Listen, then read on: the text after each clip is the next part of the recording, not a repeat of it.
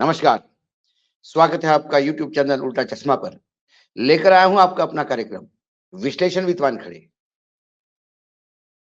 राहुल गांधी की यात्रा चल रही है, भीड़ इकट्ठा हो रही है, कहीं न कहीं भाजपा भी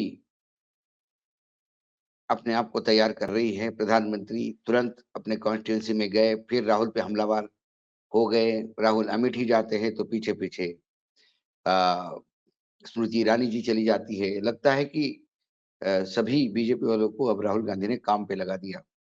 वहाँ यूपी का सीट शेयरिंग हो गया, आम आदमी पार्टी के साथ हो गया और तीसरा बंगाल, बंगाल में भी करीब-करीब आखिरी स्टेज पे है, बंगाल फाइनल हो जाएगा। महाराष्ट्र और तमिलनाडु में डीएमके और महाविकास आघाड़ी जो महाराष्ट्र में है, इसका वैसे भी कोई इश्यू था नहीं। बिहार में सारी चीज़ें वैसे भी क्लियर है और बाकी जगह बीजेपी के सामने कांग्रेस को लड़ना है, वहाँ सीट शेयरिंग का कोई इश्यू नहीं है। कुल मिलाकर जिस इंडिया गठबंधन को बार-बार गिराने की बात कर रहे थे, वो इंडिया गठबंधन फिर से मजबूती से उठ के आया। या तो इंडिया गठबंधन के लोगों ने बहुत ही कॉन्फिडेंशियल काम किया, जो गोदी मीडिया को अंधेरे में रखा, इसलिए गोदी मीडिया और विभिन्न राजनीतिक दलों में जो भाजपा के स्लीपर सेल है, वो कहीं न कहीं मात खा गए। दूसरी ओर अ, जो किसान आंदोलन है, वो एक इतना बड़ा टर्न ले चुका है कि अब उसके बारे में विशेष अलग से शो करें और इस प्लेटफ़ॉर्म पे तो शोज़ लगातार हो ही रहे हैं। हम अक्सर उस खबर को विश्लेषित करते हैं कि जो खबर कोने में पड़ी रहती है और कई बार क्योंकि अब चुनाव का मामला है, तो प्रधानमंत्री जी पूरे देश में घूम रहे हैं। हर जगह 1000 करोड़, 2000 करोड़, 5000 करोड़ ऐसे बाँट रहे हैं, रेवड़ियाँ बाँट रहे हैं, विकास का नाम ले रहे हैं। लेकिन एक कभी-कभी कैसी सरकार वो लोगों को मूर्ख बनाती है और कैसे विकास के काम बताए जाते हैं, ये मैं आपको बताता हूँ।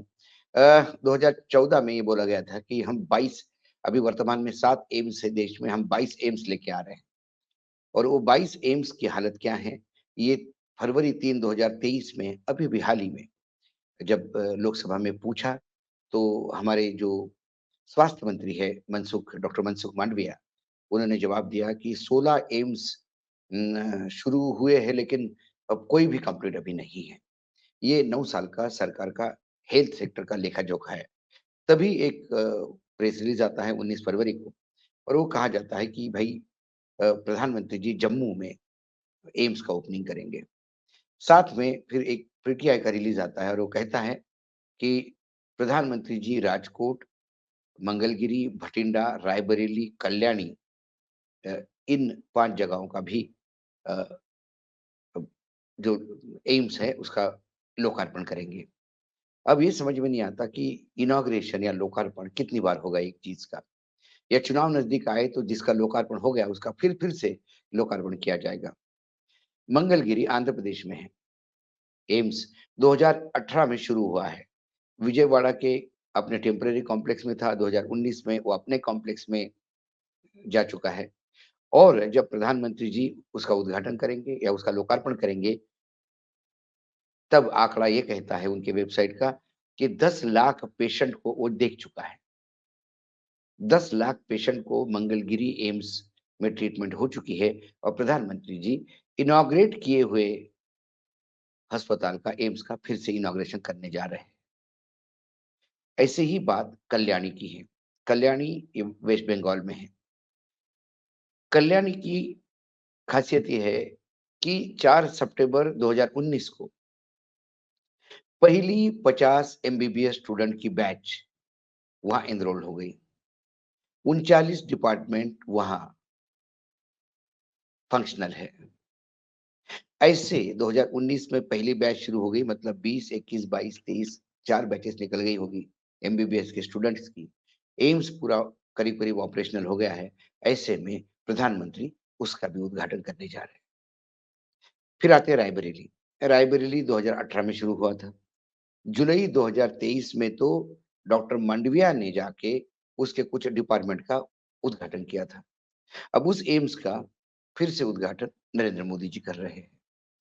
अब उसके बाद आते हैं अच्छा ओपीडी 2018 में हाँ, एकेडमिक सेशन 2019 में उनका भी एकेडमिक सेशन रायबरेली का शुरू हुआ था, जिसमें स्टूडेंट्स एनरोल होना शुरू हो गए थे। अब उसका 2024 में प्रधानमंत्री जी इनॉग्रेशन करने जा रहे हैं। भटिंडा, देखिए भटिंडा की हालत। अ, 39 डिपार्टमेंट भटिंडा के एम्स के ऑपरेशनल हैं। बहुत पहले से शुरू हो चुका है। उसका उद्घाटन नरेंद्र मोदी जी करने जा रहे हैं। राजकोट, राजकोट में एकेडमिक सेशन पहला 2020 में शुरू हुआ। हर्षवर्धन में डॉक्टर हर्षवर्धन ने जब वो स्वास्थ्य मंत्री थे तब 20 दिसंबर 2020 को इसका ओपनिंग किया और ये फिर से उद्घाटित होने जा रहे हैं। ये चुनाव के पहले वातावरण गर्म करने की बात है। इन 5 राज्यों के जब एम्स होंगे तो उत्तर प्रदेश में रायबरेली छोड़ बाकी तमाम जगह के लोगों को लगेगा या रायबरेली वालों को कन्फ्यूजन होगा कि नया दूसरा एम्स शुरू हो रहा है शायद। एक तो है, दूसरा शुरू हो रहा है। क्योंकि पूरा गोदी मीडिया और पूरे बड़े-बड़े विज्ञापन, प्रधानमंत्री का भाषण, स्वास्थ्य सेवाओं को लेके बड़े-बड़े विज्ञापन छपेंगे और टेलीविज़न में लगातार सुबह से लेके शाम तक 5 एम्स और फिर अंधे भक्त और तमाम लोग इस बात का करेंगे कि देखिए एक एक एक आपने 7 एम्स बनाए, देश आज़ाद हो गए तब से आज तक। इन्होंने एक झटके में 5 का ओपनिंग किया। ये 5 का ओपनिंग ऐसा होता है, जो मैंने बोला। अक्सर चुनाव के समय जो घोषणाएँ होती हैं, कि हमने विकास के लिए नए प्रोजेक्ट शुरू किए, ये शुरू किए। यदि उस प्रोजेक्ट के 2019 के समय चुनाव के समय जो चुनाव घोषित होने के पहले, जो सरकार ने दनादन इनॉग्रेशन किए और एट अ टाइम 4-4 जगह, 15-15 जगह वर्चुअल या फिजिकल जाके इनॉग्रेशन होते हैं, उसमें से 90% के काम पूरे नहीं होते। चुनाव के पहले एक माहौल बनाने का प्रयास किया जाता है।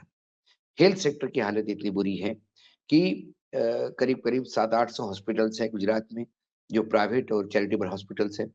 उन हॉस्पिटल्स के यूनियन उनका एक यूनियन है, उन्होंने पत्रकार वार्ता लेके ये बात कही कि 26 से लेके 29 फरवरी तक वो किसी भी आयुष्मान भारत अ, के तहत कार्ड पे लोगों का इलाज नहीं करेंगे।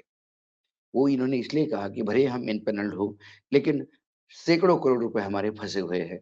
पुराने बिल क्लियर नहीं हुए हैं, पुराना पैसा नहीं मिल रहा है और लगातार नया ट्रीटमेंट हम करते जा रहे हैं। हम अस्पताल चलाएँगे भी तो कैसा चलाएँगे? ये इस देश के स्वास्थ्य सेवाओं का लेखा-जोखा है। ये आयुष्मान भारत, विकसित भारत। आयुष्मान भारत की स्थिति मैंने आपको बता दी, कई राज्यों में यही हालत है। हॉस्पिटल को पेमेंट नहीं हो रहे हैं। और यदि मैं करते तो प्रशासन दबा के या उनको डरा-धमका के कहते कि तुम आप इलाज करो और इलाज करते हैं कई जगह आयुष्मान कार्ड नहीं बन रहे। कई है, लेकिन जब प्रधानमंत्री भाषण देते हैं, तो ऐसा भाषण देते हैं कि मात्र 143 करोड़ लोगों के हर एक के पॉकेट में आयुष्मान कार्ड हो और हर आदमी फ्री का इलाज करवा रहा हो। क्योंकि अस्पतालों पे भी अपने लिमिटेशंस हैं। सरकार के पास पैसा नहीं है, क्योंकि सरकार ने पेमेंट नहीं दिया।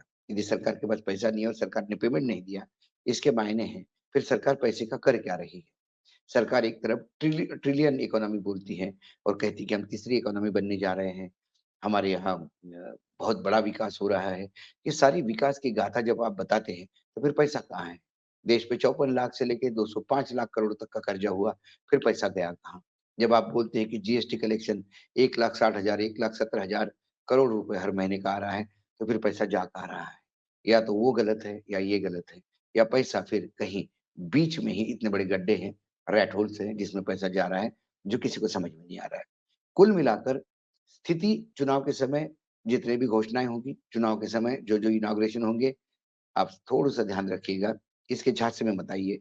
जब भी क्योंकि ये चुनाव का पीरियड है, मुझे लगता है कि पत्रकार होने के नाते हम दर्शकों को ये भी बताना चाहेंगे कि इन घोषणाओं पे मत जाइए, विकास के कार्यों पे मत जाइए। यथार्थ के धरातल पे क्या होता है, बरेली के लोगों को या राजकोट के लोगों को समझना होगा, गोरखपुर के लोगों को समझना होगा, कल्याणी के लोगों को समझना होगा कि वो प्रधानमंत्री कौन-सा एम्स उनको देके जा रहे हैं, जो पहले से ही शुरू है, इनॉग्रेट हो चुका है। तो कई बार अपना अचीवमेंट दिखाने के लिए 2-2 जगह पे इनॉग्रेशन किया जाता है। ऐसा डबल काम तो कई जगह देखा है हमने।